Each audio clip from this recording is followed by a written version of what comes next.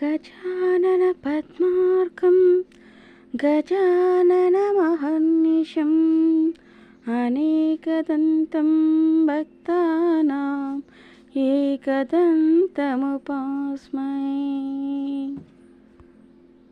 Recipe చెప్పకుండా శ్లోకం పాడుతుంది అనుకుంటున్నారా? ఏమీ లేదండి, వినాయకుని ప్రసాదం కదా, అందుకే ముందు వినాయకుని స్తుతించుదామని చేశానులేండి. ఇది వినాయకుడికి ఎంతో ఇష్టమైన పాయసం అండి.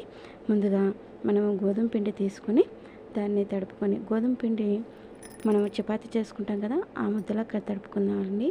తర్వాత ఇలా పిండి చల్లుకుంటూ మనము తాలూకలు చేసుకోవాలండి, చిన్న చిన్నగా రౌండ్లు.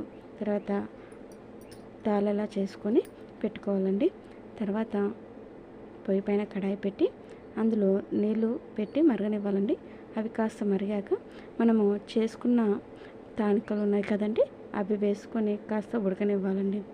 అవి ఉడికాక దానిలోని నీళ్లు తీసేసి పక్కన పెట్టేసుకోవాలి. తర్వాత మరో కడాయి పెట్టి దానిలో మనము బెల్లం తీసుకోవాలండి. బెల్లము కరిగేటట్టుగా కొద్దిగా దాన్ని తడిపేంత వరకు కొన్ని నీళ్లు పోసి దాన్ని బాగా కలుపుతూ ఉండాలండి. కలిపినాక చూడండి అలా పానకం తయారవుతుందండి.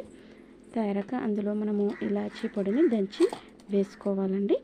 తర్వాత కాస్తంత నెయ్యిని కూడా మనము వేసుకుంటే మనం వేసుకున్న తాలికలు అంటుకోకుండా విడివిడిగా బాగుంటాయండి.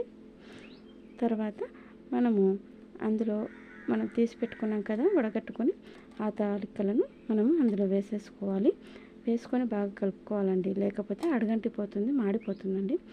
బాగా కలుపుకొని అందులో మనము చిన్న చిన్నగా కొబ్బరి ముక్కలను కట్ చేసి పెట్టుకొని అందులో వేసుకుంటే మనకు తినేటప్పుడు పంటికి బాగా తగులుతూ ఉంటూ చాలా బాగుంటుందండి. చూడండి ఇలా తయారవుతుంది. తర్వాత ఇందులో వేడివేడిగా పాలు కూడా పోసుకొని తినొచ్చండి, చాలా టేస్ట్గా బాగుంటుంది. ఇది వినాయకునికి చాలా ఇష్టమైన ప్రసాదం అండి. నచ్చితే మీరు లైక్ చేసి సబ్స్క్రైబ్ చేసుకోండి.